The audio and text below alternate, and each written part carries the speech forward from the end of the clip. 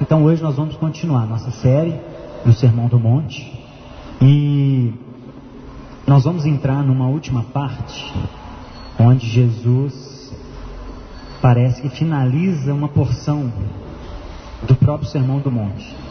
A gente tem aprofundado no Sermão do Monte e temos percebido algumas constantes, né? Alguma ordem do que Jesus falou. E hoje nós vamos entrar no verso 43 de Mateus 8, Mateus 5, né? E essa é a lição, como eu disse, quando a gente introduziu esse assunto. Parece que a gente chega no topo do monte. Parece que essa parte de vingança e de amor aos inimigos é a lição mais dolorosa para nós. É a lição mais difícil para nós. E parece que a gente chega no ápice, no topo do monte, com uma das lições mais difíceis de serem colocadas em prática. E hoje nós vamos entrar na última parte, que é amar aos inimigos, que a gente já introduziu no verso 38. E amar aqueles que a gente julga que não merecem. Essa é a parte difícil. Porque nós temos a gente tem uma escala, a gente tem uma ordem dentro de nós, critérios dentro de nós. E aquelas pessoas que não entram nesses critérios, a gente julga que elas não são dignas do nosso amor, né? E a música hoje toda foi sobre amor. E é isso que nós vamos tentar pedir o Espírito Santo para nos ensinar hoje. O que é o amor? O que é esse amor? Que amor é esse? E até aqui, gente, quando eu fui tentar encontrar essa estrutura de Jesus no Sermão do Monte, até aqui eu acho que Jesus vem falando de tudo aquilo que a gente não deve fazer, né? De não matar, mesmo que seja na mente, não adulterar, mesmo que seja na mente, não se divorciar por qualquer razão, não tomar o nome de Deus em vão, não ter um desejo de vingança e agora não odiar o inimigo, né? E aí a partir do capítulo 6 parece que Jesus começa a falar de coisas que a gente deve fazer. Ajudar os necessitados, orar e jejuar. Então parece que a gente chega no topo. Parece que a gente chega hoje no ponto mais alto, no ponto mais difícil também, das lições de Jesus no capítulo 5 do Sermão do Monte. E esse é um tema muito relevante para nós cristãos, principalmente brasileiros. Eu fui tentar pesquisar um pouco sobre isso e eu descobri que uma pesquisa publicada em 2015 pelo Anuário Brasileiro de Segurança Pública mostrou que 50% dos brasileiros defendem a tese do bandido bom e bandido morto. 50%. E se a gente for olhar a proporção de cristãos no Brasil, nós temos por volta de 30% de evangélicos, em torno de 60 e poucos por cento de católicos. Então nós somos praticamente a maioria absoluta no Brasil de cristãos, protestantes e católicos. E metade desses do povo brasileiro no geral defende essa tese: bandido bom é bandido morto. Ou seja, tem cristão no meio, tem muito cristão no meio que defende essa tese. E no meu entendimento isso é um problema, porque quando a gente olha para esses textos, a gente vê que a questão é diferente. Então esse é um tema importante para nós brasileiros, e por isso que nós vamos tentar aprofundar um pouquinho mais nele hoje. Então vamos ler do verso 43 ao 48 de Mateus 5.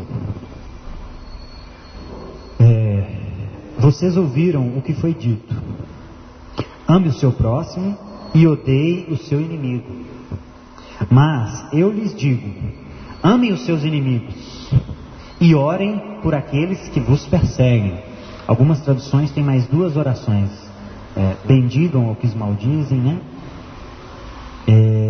Verso 45: para quê? para que nós devemos amar os inimigos e orar por aqueles que nos perseguem, para que vocês venham a ser filhos do seu Pai que está nos céus. Porque Ele faz raiar o seu sol sobre os maus e bons, e derrama chuva sobre os justos e injustos. Se vocês amarem aqueles que os amam, que recompensa vocês receberão? Até os publicanos fazem isso. E se saudarem apenas os seus irmãos, o que vocês estão fazendo demais? Até os pagãos fazem isso. Portanto, sejam perfeitos, como perfeito é o Pai Celestial de vocês. Gente, Jesus termina com uma frase dura: sejam perfeitos, como o Pai de vocês é perfeito. E no verso 43 ele começa falando duas porções: ame o seu próximo e odeie o seu inimigo. E como a gente tem visto, Jesus aqui no Sermão do Monte, ele está contradizendo o ensino dos escribas e fariseus. Porque muita coisa do que Jesus está falando aqui não são tomadas literalmente da lei, mas da tradição dos judeus. Como eu falei, que tem aqueles dois livros, né? A Mishnah e o Gemara, que formam o Talmud, né, dos judeus, que são comentários da lei. Então aqui acontece a mesma coisa. O que a lei diz lá em Levítico 19, 18 literalmente: não procurem vingança, nem guardem rancor contra alguém do seu povo, mas ame cada um o seu próximo como a si mesmo. É isso que está escrito na lei. Só que parece que os fariseus pegaram esse povo aí e fizeram uma doutrina. Eu fiquei imaginando eles argumentando, né? Tá vendo? A lei está dizendo para a gente não guardar rancor contra alguém do seu povo. Isso significa que com alguém que não é do nosso povo a gente pode odiar. É bem provável que eles pegaram esse ponto para tentar justificar o seu ódio contra aqueles que não eram israelitas. Porém, se a gente for ler o próprio capítulo 19 de Levítico, no verso 34, diz o seguinte: quando o estrangeiro viver na terra de vocês, não o maltratem. Ele deverá ser tratado como natural da terra. Amem-no como a si mesmos. Olha só, gente, 15 versículos depois, o próprio Deus fala isso, que o estrangeiro ele tem que ser tratado como natural da terra, e que ele tem que ser amado como a nós mesmos. Então os fariseus parece que selecionaram aquilo que convém a eles e utilizaram de forma indevida a Escritura, e Jesus vem corrigir isso. Jesus, para trazer uma nova aliança, uma aliança que agora será mantida até o final dos tempos, ele veio consertar essas interpretações equivocadas dos fariseus. E por causa dessa bagunça, por causa dessa confusão de quem é o próximo, é que o perito na lei pergunta a Jesus na parábola do bom samaritano: quem é o meu próximo? Ele pergunta a Jesus: o que eu devo fazer para ser salvo? E Jesus fala: você conhece a lei, o que a lei diz? E Jesus está citando Levítico 19: ame o Senhor teu Deus. Ele cita uma outra porção da Escritura: e ame ao próximo como a si mesmo, Levítico 19. E aí o escriba, o perito na lei, pergunta a ele: mas quem é o meu próximo? Porque eu sou um perito na lei, existe uma corrente teológica no nosso meio que diz que meu próximo é só os israelitas. Quem é o meu próximo? E aí Jesus explica: o seu próximo é aquele que você inclusive considera como inimigo, que é o samaritano. Então Jesus nessa porção deixa claro para eles quem é o próximo. É qualquer um, inclusive aqueles que vocês desprezam, os samaritanos. E ele conta aquela parábola, né, do bom samaritano. Então é por isso que o perito perguntou ele: quem é o meu próximo? Porque eles estavam buscando uma justificativa para selecionar o amor. Eu tenho que amar só quem é da minha pátria, só israelita, só quem é circuncidado. Os inimigos que se explodam.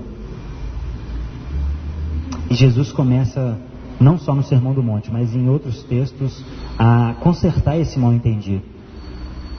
E os fariseus, eles, como a gente já viu no período interbíblico, eles surgiram naquele período, entre testamentos, depois de Malaquias até o Novo Testamento. Especificamente entre 160 e 60 a.C. E os judeus, irmãos, desde o século 8 a.C., eles vinham sofrendo exílio. Em 720, a Síria invade Israel, acontece o primeiro exílio. Depois os babilônicos, em 586, depois os persas, em 430, depois os gregos, em 330. Então, até esse período, os judeus estavam exilados há mais de 500 anos. Eles estavam sofrendo na mão dos inimigos. E esse período que surgem os fariseus é o período que eles chamam de Macabeus, período dos Macabeus, que vai de 160 até 60 a.C. E os Macabeus eram judeus. Os Macabeus eram um grupo de judeus que se rebelaram contra os gregos e tomaram o poder. Então, os fariseus surgem no período de ouro de Israel, no período que os próprios judeus estão no poder, depois de 500 anos, mais de 500 anos, sendo oprimidos pelos seus inimigos, sofrendo exílio. Então isso é interessante. Esse ensino dos fariseus de odiar os inimigos surge depois de centenas de anos, depois de dezenas de anos, sofrendo na mão dos inimigos. Então parece que os fariseus deixaram que as circunstâncias moldem a sua essência.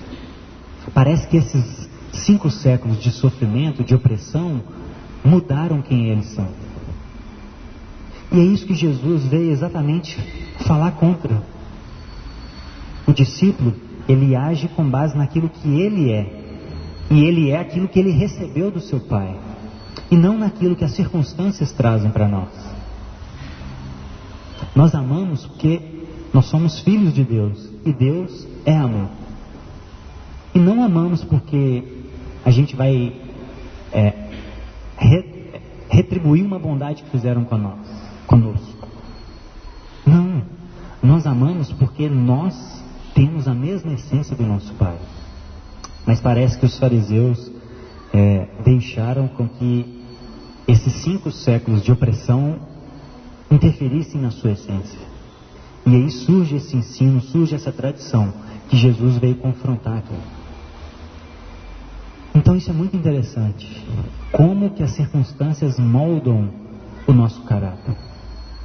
Será que nós estamos sujeitos à mudança das circunstâncias? Porque as circunstâncias, gente, mudam a todo momento. As pessoas à nossa volta mudam a todo momento. Um dia elas nos tratam bem, outro dia elas nos machucam. E será que nós vamos ser camaleões também? De mudar conforme as circunstâncias? Ou a gente vai ser coerente com a nossa essência e agir com o outro de acordo com aquilo que nós somos e não com aquilo que ele traz para nós? Essa é a questão em jogo nessa porção do Sermão do Monte. O que interfere na nossa essência? A nossa ação é baseada em quê? Nós agimos com base em quê? Essa é a ideia.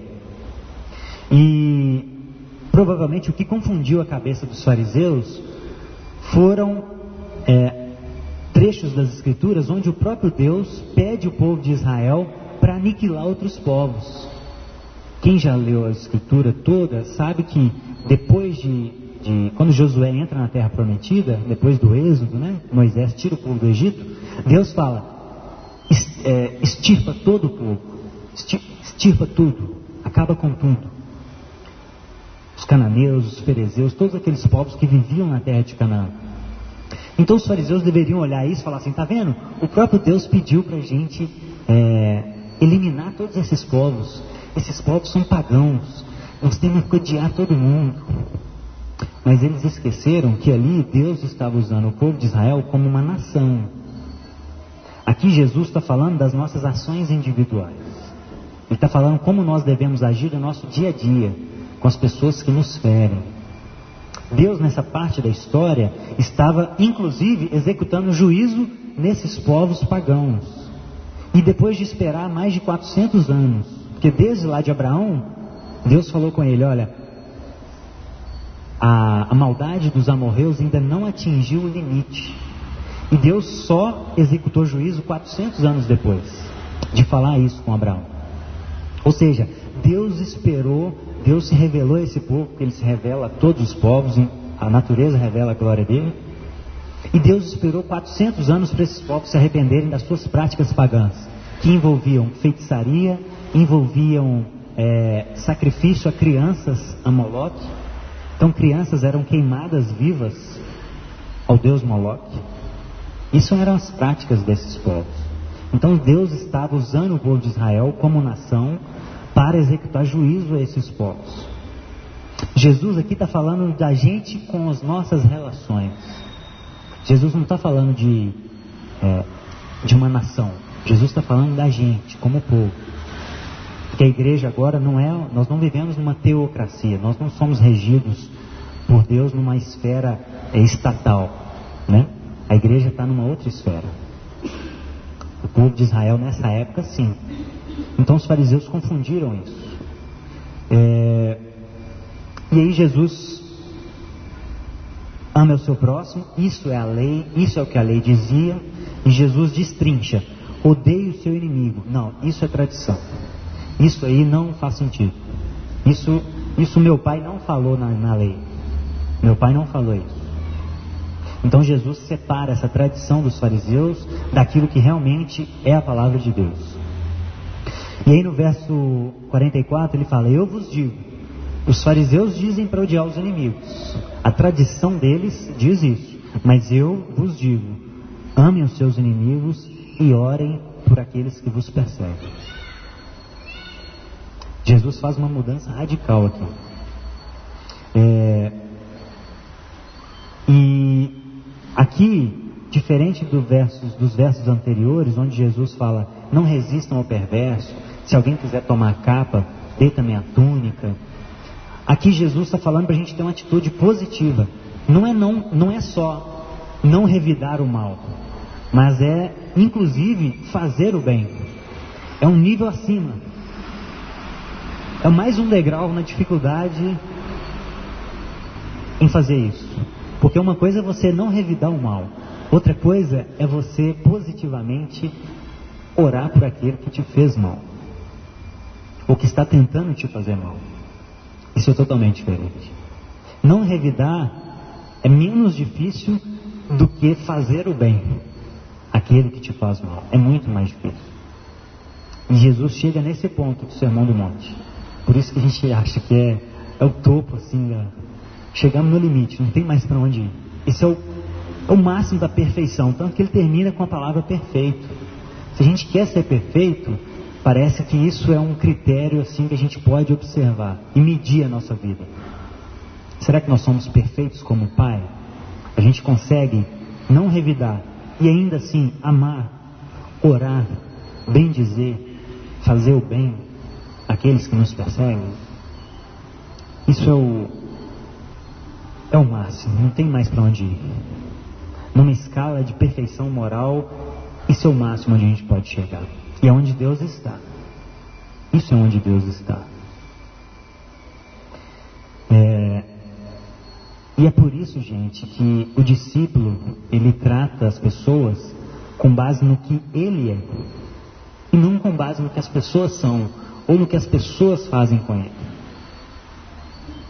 O discípulo é bom para as pessoas porque ele é bom, porque ele aprendeu isso do pai dele. Não porque nós somos bons por natureza, pelo contrário, a gente só ama porque ele nos amou primeiro, diz a Escritura. Então, o que nós temos de bom hoje é porque foi aprendido com um contato diário com o nosso Pai, que é o amor. Então a gente age com bondade porque nós somos bons. E nós somos bons porque o nosso Pai é bom. Isso independe se a pessoa ri pra gente ou faz cara feia. Nós não mudamos. Por quê? Porque Deus também não muda. Deus não muda conosco quando a gente peca. Ele continua nos amando com a mesma intensidade, com a mesma qualidade. A questão é, exatamente pelo fato de Ele nos amar, Ele não quer nos deixar como estamos. Porque o Pai corrige a quem ama, diz a Escritura. Então, do dia que Ele nos abandonar, Isso seria uma prova de que Ele não nos ama, porque a indiferença é pior que o ódio. David fala isso, é muito interessante. Enquanto alguém está te odiando, ainda há uma possibilidade de retomar o relacionamento. Mas a partir do momento que a pessoa te trata com indiferença, aí nós chegamos no auge da distância do amor. Porque é indiferente. Ah, ele fez mal para mim. Ah, tanto faz. Ah, tanto faz. Essa pessoa não tem mais valor nenhum para mim. Que ela se exploda. O que ela vai fazer da vida dela não é problema meu. A indiferença é pior que o ódio. E é por isso que nos dá esperança. Porque se Deus fosse como nós, inconstante, e agisse conosco com base naquilo que nós fazemos com Ele, a gente estava perdido. Porque a gente fere Ele diariamente. A gente transgride o seu caráter diariamente. Mas o que nos dá esperança é essa imutabilidade de Deus. Deus, Ele é imutável. O que a gente faz, independente do tamanho do nosso pecado, Ele nos ama da mesma maneira, na mesma intensidade, com a mesma qualidade. Deus ama Madre Teresa na mesma intensidade que ama Hitler. A mesma. Não há diferença nenhuma.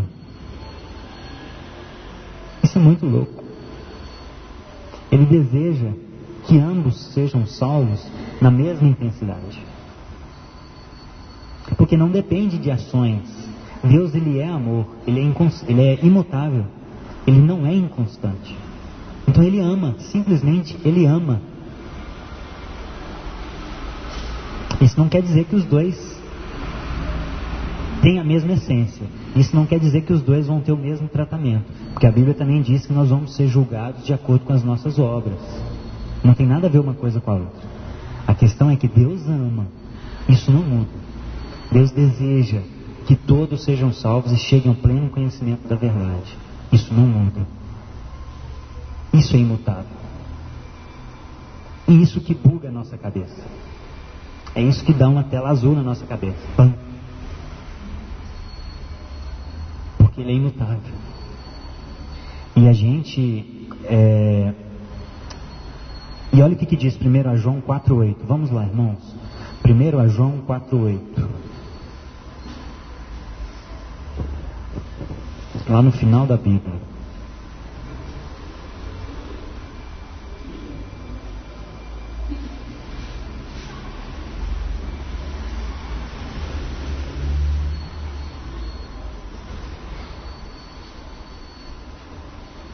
Amados, vamos começar do 7. Amados, amem uns aos outros, pois o amor procede de Deus, não de nós, de Deus. Aquele que ama é nascido de Deus e conhece a Deus. Quem não ama, não conhece a Deus. Porque Deus é amor. Gente, isso aqui é aterrorizante. Quem não ama, não conhece a Deus. Quem não ama, não conhece a Deus. Porque se nós somos filhos de Deus, se nós somos adotados por Ele, se nós participamos da sua natureza, como a Bíblia diz, quando a gente é adotado, a gente participa da natureza de Deus, e não amamos, isso é uma evidência, e Deus é amor, é uma série de premissas que vão chegando à conclusão inevitável. Se nós somos filhos, se nós participamos da sua natureza, e se a sua natureza é amor, logo a gente tem que amar. Mas se a gente não ama, é porque a gente não conhece Ele. Se nós não conseguimos agir conforme aquilo que nós somos, independente das circunstâncias, é porque nós não o conhecemos. Ou não conhecemos nada, ou conhecemos muito pouco, ou ainda não conhecemos na intensidade e na profundidade que deveríamos conhecer. Isso não quer dizer que todos nós somos nestos. A maioria aqui provavelmente já teve experiências profundas com Jesus. A questão é, o quão profundo nós fomos? Até onde nós conhecemos quem é Deus, o Criador do universo? Até onde? O quanto nós nos relacionamos com Ele para conhecer Ele nessa amplitude? O quanto nós lemos e gastamos tempo em oração, em leitura, para conhecer Deus? E esse é o teste máximo que a gente pode chegar, irmãos. Se nós não amamos, inclusive os inimigos, nós não conhecemos a Deus. Ontem eu fiquei assim, meu Deus, quanto eu te conheço. O quanto as circunstâncias moldam os meus sentimentos, a minha vontade de agir. Nem sempre eu ajo como eu quero, porque o Espírito Santo habita em mim e Ele atua em mim também. Mas por que as circunstâncias moldam tanto o meu humor? Por quê? Talvez porque eu não conheço Ele o quanto eu deveria conhecer. E eu preciso conhecer, porque o texto é condicional. Ame os seus inimigos, para que vocês venham a ser filhos.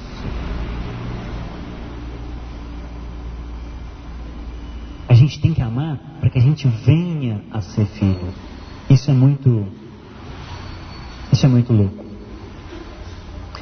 E às vezes a gente não conhece ou não entende o amor de Deus profundamente, porque a gente não entende o quanto Ele nos amou também. A gente esquece que Ele nos amou quando a gente ainda era pecadores. Romanos 5:8 fala isso. Deus prova o seu amor por nós, porque Cristo se entregou por nós, sendo nós ainda pecadores. Então Deus nos amou exatamente quando a gente ainda era inimigo dele, em rebelião, que nós herdamos de Adão. Ele nos amou nesse momento. Deus não nos amou depois que a gente o recebeu e depois que Ele começou a moldar a gente e falou, agora Ele está ficando limpinho, agora eu te amo. Não. Ele nos amou exatamente quando a gente estava com o pé na lama, naquelas camas estranhas, naquelas festas estranhas, naqueles relacionamentos estranhos. Ele nos amou exatamente quando a gente estava fazendo aquilo que mais fere Ele. Isso é o amor de Deus. Quando a gente estava naquele momento que a gente sabe, cada um tem o seu espinho na carne, as suas dificuldades, a sua área que mais pulsa para o lado pecaminoso, todos nós temos.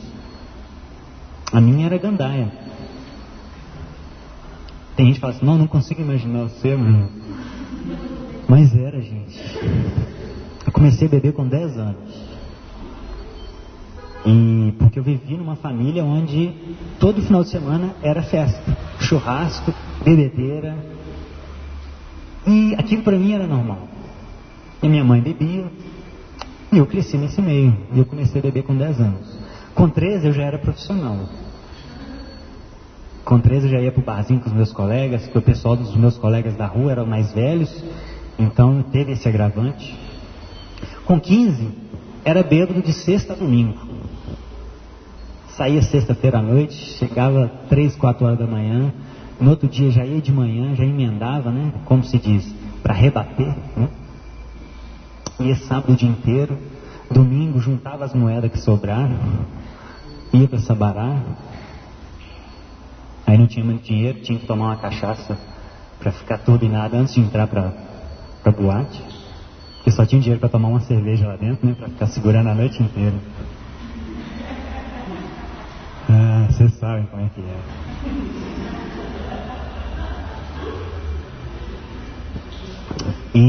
E tudo isso, e tudo que o ambiente desse permite, né? Prostituição, pornografia, lascívia, essa era a minha vida, essa era a minha área. Eu cheguei no máximo no loló, não cheguei a usar maconha, crack, nem nada, mas essa era a minha vida. E Deus me amou exatamente quando eu estava no meio disso tudo, assim. O amor dele não mudou por mim, e nem por você. Quando você estava com o pé na jaca, ele te amava na mesma intensidade que ama hoje. depois de você estar mais bonitinho, com menos espinhos, né? Que Ele vai tirando os nossos espinhos ao longo da caminhada cristã.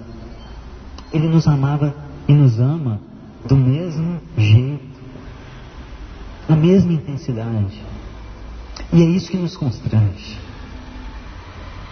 É isso que nos faz dobrar diante dele. Porque Ele ama.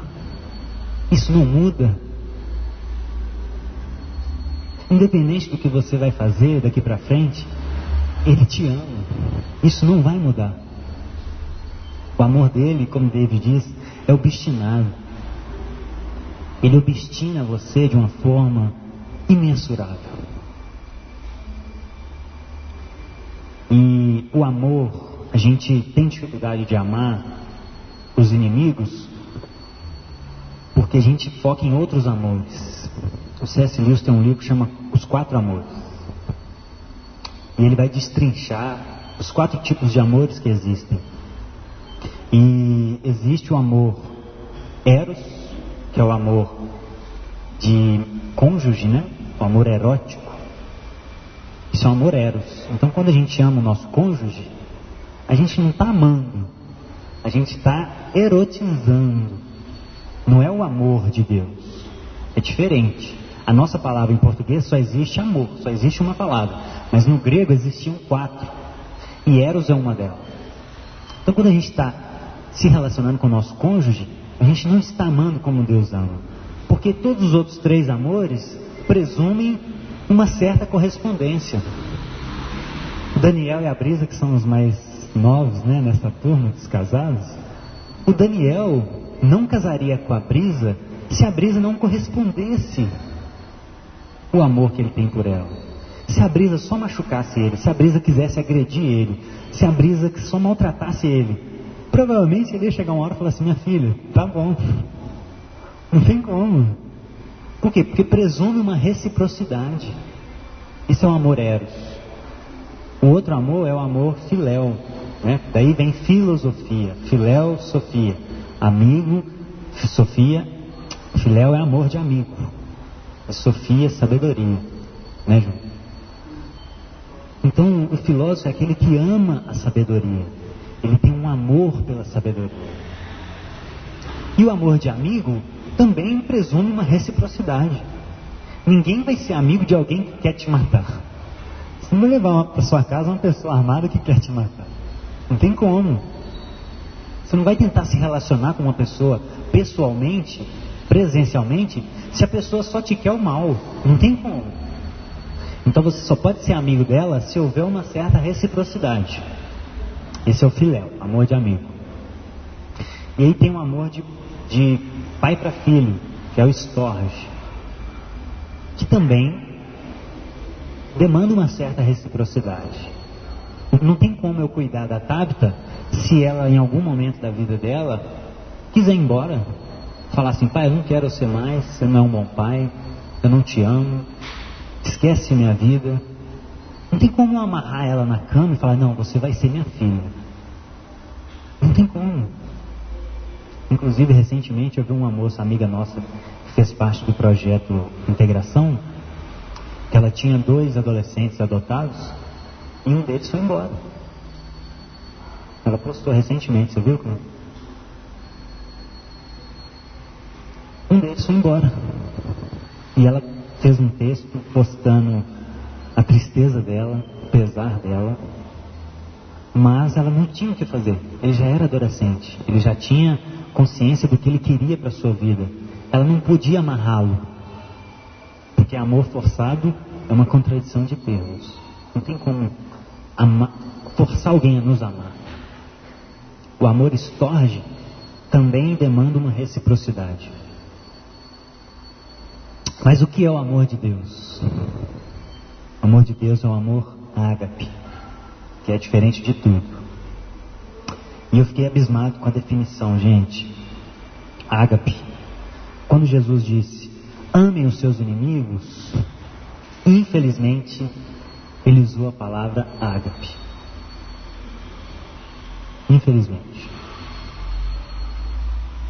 Para a tristeza do nosso homem caído. Jesus falou: agapau os seus inimigos. E ágape significa amar em um sentido social ou moral, considerar com favor, com boa vontade, com benevolência, com bons desejos, fazer o bem ao próximo. Especialmente na referência aos nossos inimigos, não deve ser necessariamente entendido como fazer aquilo que lhes agrada, mas optar por mostrar-lhe favor e boa vontade. É por isso que se diz que o amor de Deus, o amor ágape, não é um sentimento, é uma decisão. Por quê? Porque eu acho que na maioria dos casos, ou em todos, não sei se eu posso dizer em todos, o amor ágape é exercido exatamente no momento em que a gente não quer amar. Essa é a ideia do amor ágape.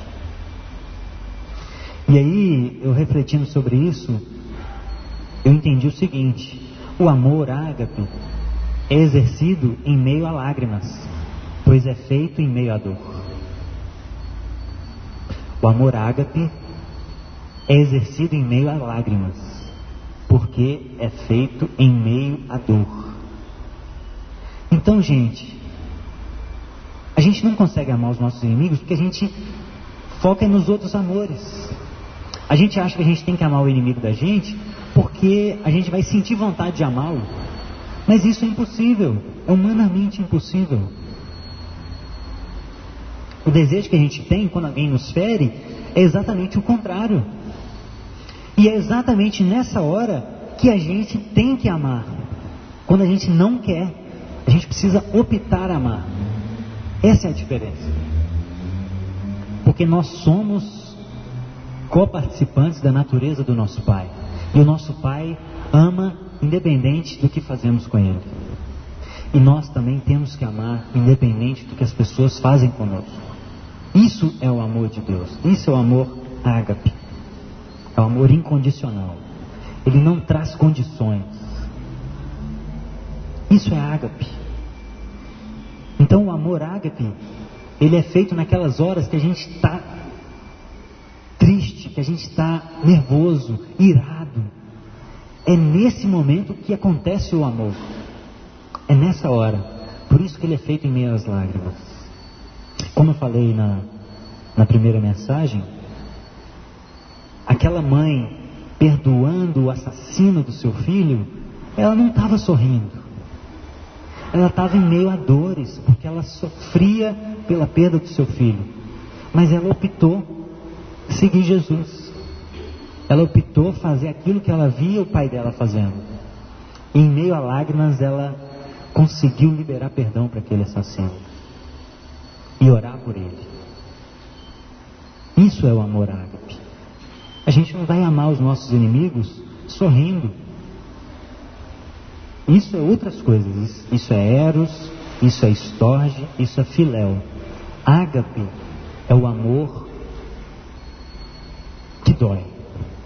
Isso é o amor ágape. Isso é o amor de Deus. E amar o inimigo, gente, não significa, como eu disse, trazer para perto de nós as pessoas que querem nos fazer mal. Isso é impossível. Não tem como. Amar tem a ver com desejar o bem dele, de perto ou de longe. Fazer de tudo. Se não oferece risco à sua vida, ou se a pessoa quer te prejudicar de alguma outra maneira, e você tem a oportunidade de fazer o bem a ela, faça. Mas se envolve risco de vida, lógico que não. Aí entra a oração, aí entra outros meios, e nós somos criativos, como o Pai é criativo. Isso não significa trazer para perto de você, significa que você tem que se esforçar ao máximo para desejar o bem dela. E se puder trazer para perto, às vezes é inevitável, às vezes é alguém que você convive diariamente. E às vezes não exige, não envolve risco de vida. Então se esforce para fazer o bem a ela, fisicamente, presencialmente. Surpreenda ela. Surpreenda essa pessoa em amor. E aí no verso 45 Jesus diz: para que vocês venham a ser filhos do seu Pai que está nos céus. E aí o para indica uma condição. Se nós quisermos ser filhos, a gente precisa passar nessa lição. Não que o nosso ato de tentar amar vai nos tornar filhos. É o inverso. Se a gente consegue amar, isso é uma evidência que nós nos tornamos filhos. Entende a diferença? Não é as nossas obras que vão nos dar a salvação, mas se nós recebemos Ele pela graça, de graça, e nós deixamos Ele diariamente mudar a nossa natureza, automaticamente nós vamos conseguir amar. Então é uma evidência. O amor aos inimigos é uma evidência que nós somos filhos, co-participantes da natureza dele. E isso é condicional. A gente só vai ver se a gente é filho se passarmos nessa lição. E a boa notícia é que podemos chegar lá, porque Ele está disponível para nos moldar diariamente. Então, se a gente ainda não está, a gente não precisa ficar numa depressão e falar: não sou filho de Deus. Não, está disponível. A gente está num processo de santificação. A gente está em processo de mudança. A gente pode conseguir suplicar, ajoelhar, pedir a Ele para nos mudar. Então ainda há tempo. Não há nada perdido. Não há nada perdido. E gente, essa palavra venham a ser no original é ginomai, que significa, implica uma mudança de estado. Olha isso. Mudança de condição ou passagem de um estado para o outro. Tornar-se, adentrar-se em um estado, condição, referindo-se a pessoas ou coisas que recebem um novo caráter. Ou seja, é processual. A ideia é exatamente essa, para que vocês se tornem, para que vocês entrem num processo de mudança de caráter. Essa é a boa notícia. Se nós ainda não conseguirmos, está disponível. É processual. E a palavra filhos também me impactou. A palavra que ele usa é ruios. Filhos maduros. Então a gente tem que amar os inimigos para que a gente entre nesse processo de mudança de mentalidade, para que a gente se torne filhos maduros. E não tecno, filhinhos, né, crianças, mas filhos maduros. E ruios significa aqueles a quem Deus ama e aprecia como um pai. De modo geral, os adoradores piedosos de Deus, os justos, os santos. Isso é um ruio. Isso é um filho que Deus quer que nós sejamos. Adoradores piedosos, justos, santos. Esse é o nível que Ele quer que a gente chegue. E não aquela criancinha que a gente era quando a gente se converteu. Levados por todo o vento de doutrina, inconstantes. Ele quer que nós sejamos constantes, filhos maduros, filhos obedientes, filhos que Deus ama e aprecia como um pai. Olha isso. Deus olhar para nós e falar: nossa, eu aprecio meu filho. Ele está se tornando um filho maduro. Deus não se envergonha de nós. Esse é o nível que a gente tem que chegar. Filhos maduros. E verso 46. Se vocês amarem aqueles que os amam, que recompensa vocês recebem? Até os publicanos fazem isso. Gente, publicano na época de Jesus era uma das pessoas mais odiadas que existia. Por quê? Porque no ano 60 a.C., Roma toma o poder e subjuga os judeus. E aí, como toda nação que subjuga outra, ela cobra impostos. E os publicanos eram cobradores de impostos. Inclusive, Mateus era um publicano. E Jesus chamou um publicano para ser o seu apóstolo. Olha o amor de Deus. O pior dos pecadores. Por que ele era os piores e os mais odiados? Porque imagina que uma nação invade o Brasil, subjuga o Brasil e começa a oprimir o Brasil, cobrar imposto do Brasil. E aí essa nação precisa de mão de obra para cobrar imposto. E aí ela chama inclusive brasileiros para fazer esse trabalho. Imagina uma pessoa que você conhece, imagina o seu vizinho, se torna um cobrador de imposto dessa nação e entra na sua casa e fala, você tem que dar imposto para... E é imposto abusivo. Os impostos de Roma eram impostos abusivos. E imagina esse vizinho, imagina o seu amigo, seu melhor amigo, se torna um cobrador de imposto dessa nação, e aí ele entra na sua casa e fala, cadê o imposto? Mas, nossa, eu estou com dificuldade, eu não quero saber, cadê o imposto? E aí você tem que rapar o seu cofrinho, tirar a comida, tirar dinheiro da comida semanal para pagar aqueles impostos abusivos. E os publicanos não ficavam só nisso, eles extorquiam mais ainda para fazer o caixa 2. Imagina isso. Imagina um judeu olhando para um outro judeu que está te extorquindo, sendo um canal de extorsão de Roma, e ainda pega mais dinheiro para fazer um caixa 2. Por isso que os publicanos eram odiados. E o que Jesus está falando? Gente, vocês têm que ser perfeitos. Se vocês amam só o seu irmão da igreja, que chega bonitinho, cheiroso, que ri para você, o seu pai, a sua mãe, o seu cônjuge, se você ama só esses, você é igual ao pior dos pecadores. Trazendo hoje para a gente entender, seria como se ele estivesse falando assim, se você ama só aqueles que riem para você, você é igual o Fernandinho Beiramar. Ou então, chegando num nível mais agressivo, você é igual um deputado. Já pensou? Aí também não, né? Aí é sacanagem. Brincadeira, gente. Tem bons políticos. Existem ainda os remanescentes. Mas a regra a gente sabe que é podre. A gente sabe disso. Então o que Jesus está falando é isso. Se a gente ama só quem ama a gente é igual a pior raça que existe na face da terra. Porque eles também fazem isso. Gente, Hitler amava sua esposa. Hitler tratava ela bem. Igual a gente faz. A gente está no mesmo pé que Hitler. O que Jesus está nos desafiando é, vocês precisam ter uma nova mentalidade. Vocês precisam chegar num nível de constranger as pessoas. Vocês precisam chegar num nível de agir com os outros com base naquilo que vocês são. E vocês participam da minha natureza. E a minha natureza é amor incondicional. Inclusive, lembre que eu amei você enquanto você estava naquele lugar, fazendo aquilo que você sabe que eu abomino. Eu estava ali do seu lado, te olhando e te amando. A mesma intensidade. Esse é o nível que Jesus está nos convidando.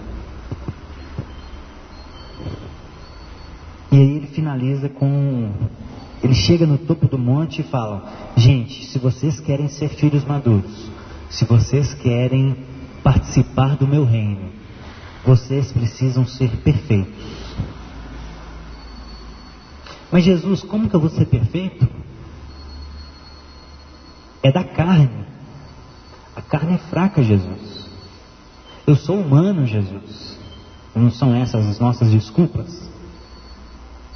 Na verdade, a gente é desumano. Rebeca já explicou isso pra gente aqui. Nós pecamos porque somos desumanos.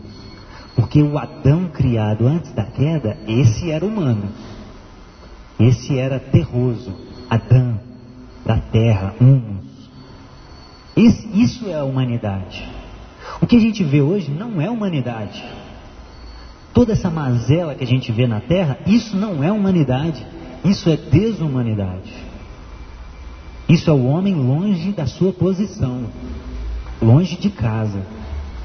E o nosso exercício é exatamente o contrário, nos tornar cada vez mais humanos. Aí sim. Então, a gente precisa ser humano. A gente precisa voltar à nossa humanidade. Por isso a gente precisa ser perfeito. Isso é ser perfeito. Isso é ser perfeito. E perfeito significa completo moralmente, sem faltar nada. Esse é o nível de completude que a gente precisa. Deus precisa olhar para nós e ver assim, olha, não está faltando nada. E a boa notícia é que quando a gente olha para nós, a gente vê que é impossível. Quando a gente olha para nós. Só que Deus exige de nós coisas impossíveis, entre aspas, impossíveis para nós, exatamente porque a gente dependa dele, para que a gente dependa dele. Porque nada do que ele pede para nós, ele está falando para a gente fazer sozinho. É impossível eu me tornar perfeito. Claro que é impossível. Mas não é impossível eu me dobrar a ele, me render a ele e ele me aperfeiçoar. Isso não é impossível. Essa é a ideia. Esse é o processo. E tudo isso tem aplicações diversas. Pessoal, como eu vou agir com aquelas pessoas que me maltratam, que querem o meu mal. A gente pode aplicar isso, e esse é o contexto imediato que Jesus está tratando, né? A níveis interpessoais. Como igreja, a gente pode expandir um pouco mais. Como a gente vai tratar as pessoas que nos ofendem aqui dentro, como um corpo, né? Em Mateus 18 fala disso. Como a gente tratar um irmão que peca contra nós. Existe uma hierarquia. Vá com ele sozinho, depois chama a testemunha, depois expõe a igreja. Se ele não se arrepender, aí sim, trata ele como um publicano. Olha isso, trata ele como um publicano, como um pagão. E tem um nível político também, mais macro. Como a gente vai lidar com os perversos? O que a gente vai fazer com eles? Matar todo mundo? O que a gente vai fazer com a população carcerária do nosso país? Porque Deus não vai descer aqui em carne para fazer leis para nós. Ele nos deu a terra para a gente cultivá-la. Então é nós, filhos de Deus, que somos chamados para cultivar a terra. E as leis são feitas com base na opinião pública, inclusive. Nós como igreja, como nós vamos lidar com esse público? Com as pessoas que estão matando os nossos amigos e entes queridos. Como nós vamos lidar com ele? Isso eu acho que tem implicações aqui. Isso a gente precisa pensar.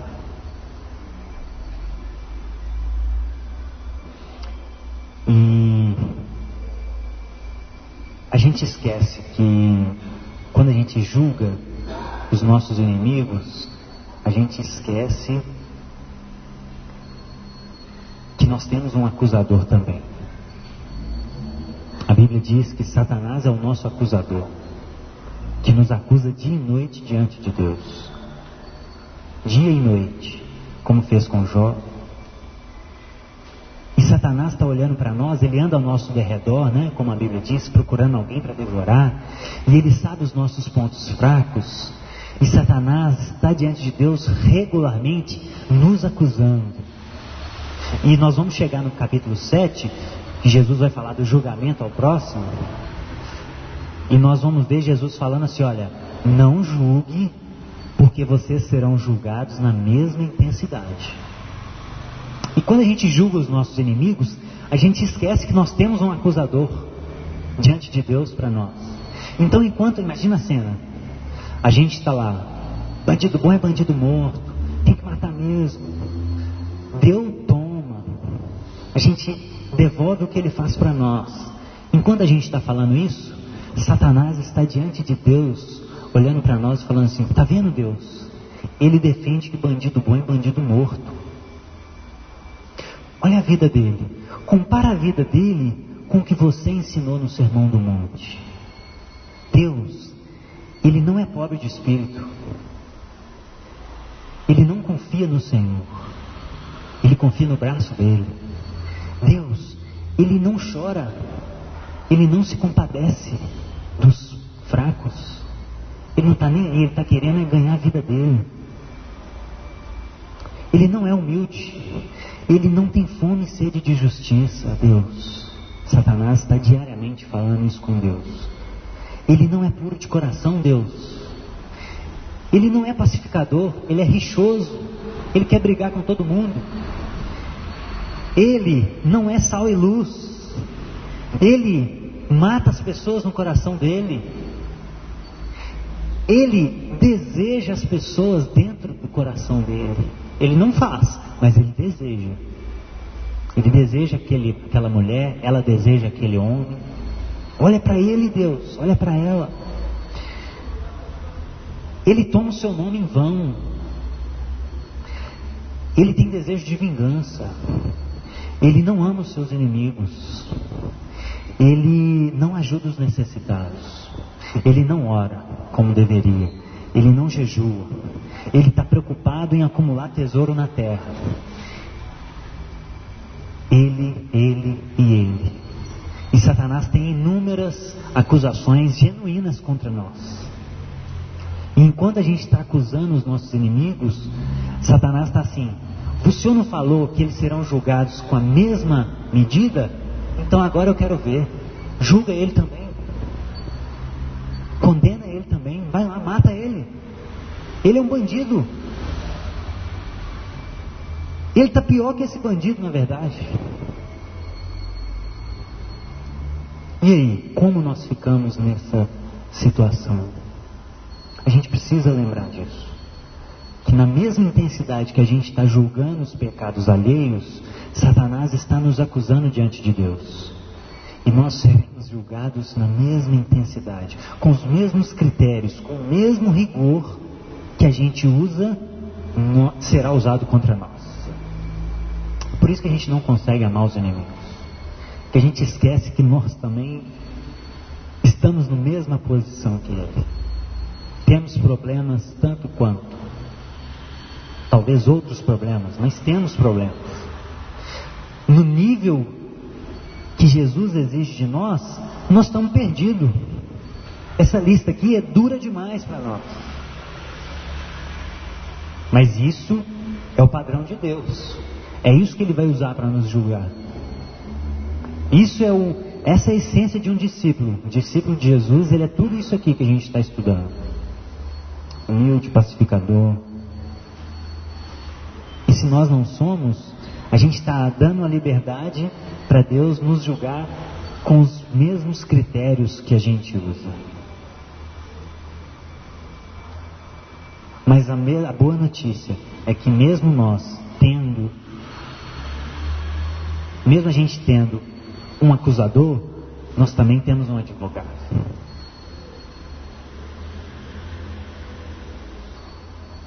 Deus é o nosso juiz.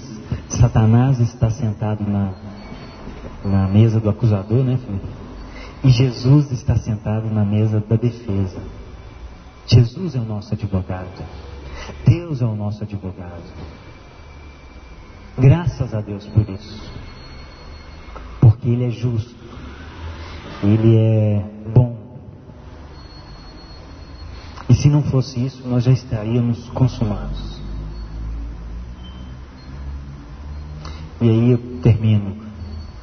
Você quer se tornar filho de Deus? Você quer se tornar ruios? Se encha do amor do Pai. Se encha do amor do Pai diariamente. Porque só assim a sua natureza vai ser transformada. E só assim nós vamos conseguir amar. Porque amor, por definição, é imerecido. O amor, ele não se compra, ele não se vende. O amor não se merece. Olha isso. O amor não se merece. Então, se você conhece alguém que não merece ser amado, é exatamente ela que tem que ser amada. Porque amor é isso. O que não foi isso é outras coisas. É eros, é amor de pai, é amor de amigo. O amor é dado exatamente para pessoas que não merecem, porque Ele é imerecido, porque Ele também nos amou imerecidamente. Nós também não merecemos o amor dele. Isso é o amor de Deus.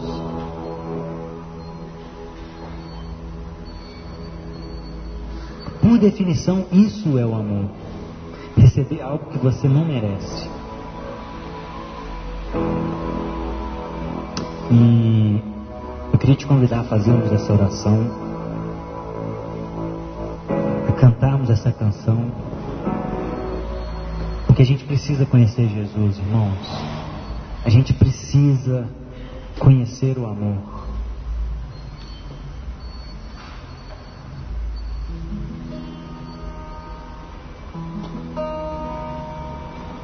Se nós não conhecermos, como as pessoas conhecerão? A nossa vida é a Bíblia que as pessoas precisam ler. Muitas pessoas só vão ter acesso ao amor de Deus através da nossa vida, que é uma Bíblia viva, que é a palavra dele encarnada. Se nós somos embaixadores de Deus na terra, a gente faz como Jesus. Jesus encarnou a palavra. Nós também precisamos encarnar a palavra. Eu queria te convidar a ficar de pé e finalizarmos com essa oração.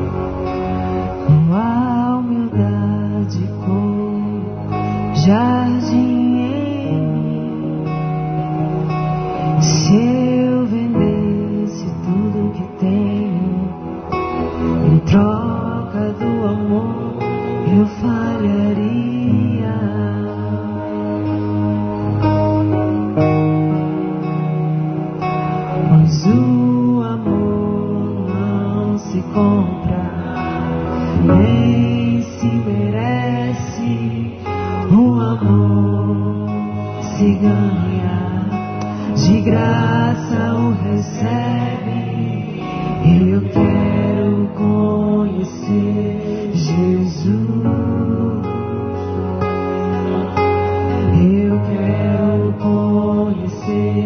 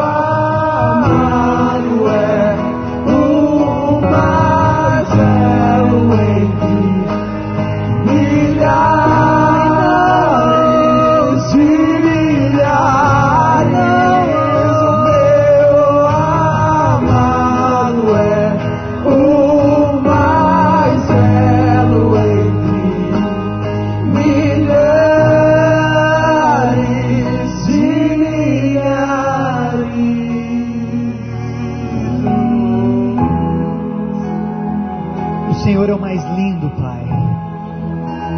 O Senhor é o mais belo, porque o Senhor é Deus de fato. Todos os deuses são falsos, Pai, e todos os deuses são rancorosos, todos os deuses são inconstantes, todos os deuses amam condicionalmente, exatamente porque foram criados pela humanidade, refletem aquilo que nós somos. Mas o Senhor é o mais lindo, o Senhor é o mais lindo exatamente porque é Deus, o Deus verdadeiro. Exatamente por isso que o Senhor nos ama incondicionalmente, Pai. Exatamente por isso que o Senhor fere a nossa razão limitada, porque nós não conseguimos entender esse amor. E graças a Deus porque o Senhor é Deus. Obrigado. Graças a Deus porque o Senhor encarnou. Obrigado. E nos mostrou o que é o Deus verdadeiro.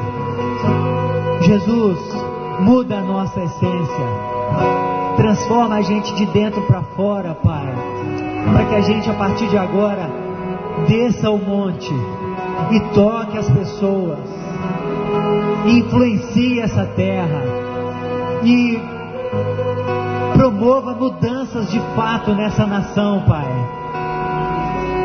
e que a gente possa ver um avivamento de fato, Paizinho, não murmurinhos, não foguinhos acesos isoladamente, mas um avivamento na tua igreja, Pai, um avivamento genuíno, que o Evangelho seja pregado pela nossa vida, Pai, e que a gente consiga ver mudança de fato na nossa nação, que nós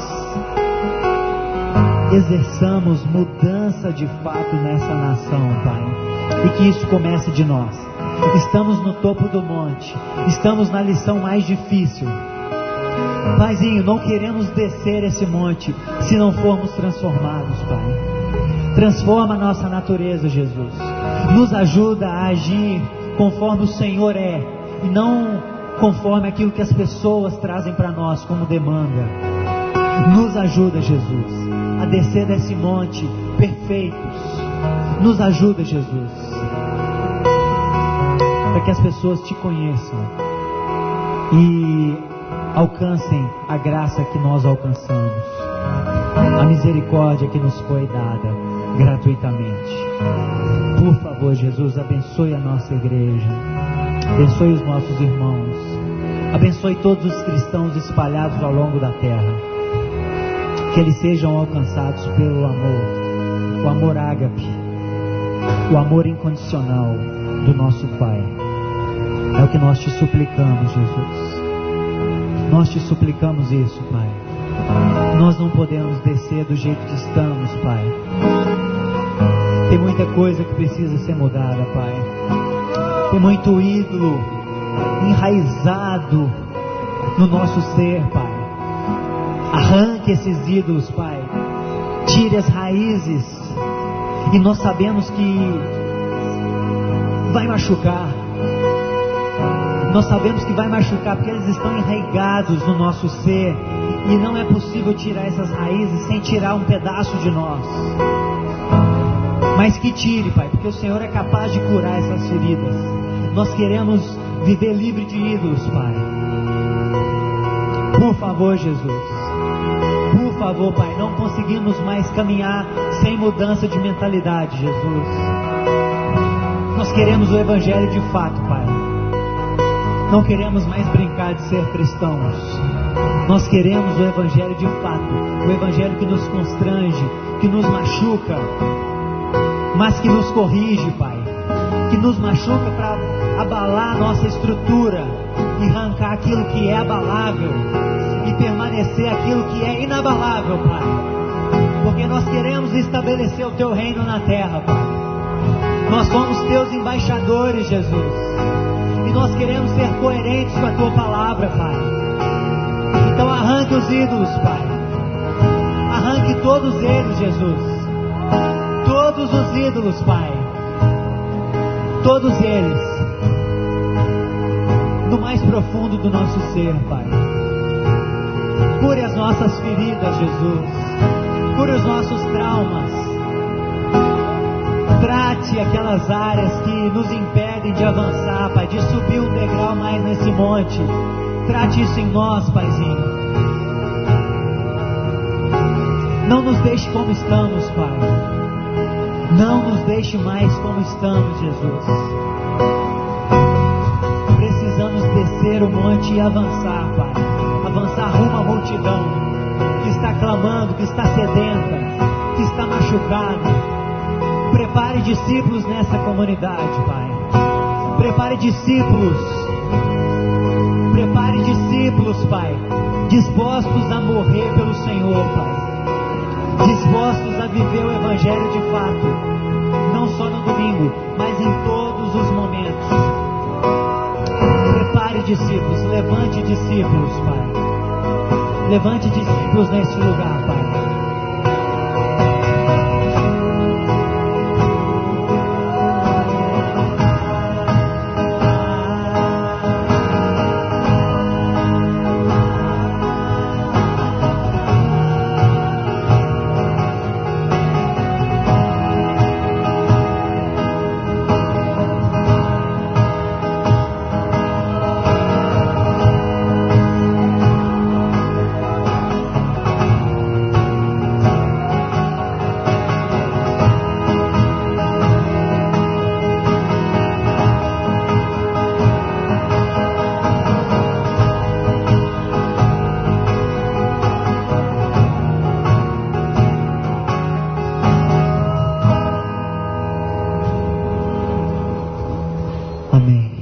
Amém, Jesus. Obrigado.